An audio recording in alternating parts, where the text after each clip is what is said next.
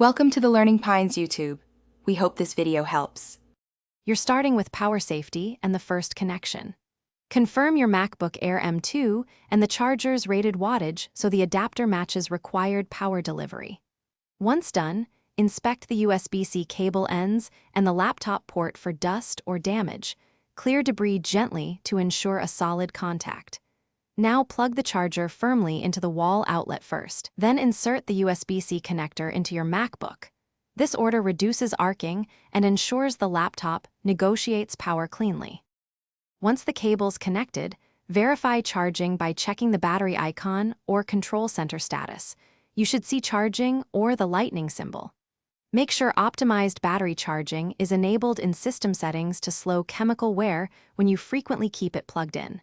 If you need full performance immediately, unplug and plug back to reset charge negotiation. Also, make sure the MacBook isn't overheating.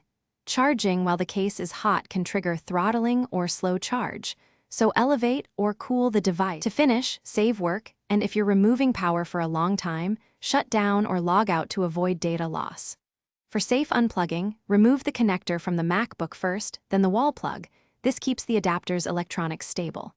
If charging fails, make sure the outlet works and try a different USB-C cable or adapter. You can also reset settings that affect power negotiation. If problems persist, try SMC-like power resets, follow Apple guidance, or contact support for hardware diagnosis. Thanks for watching.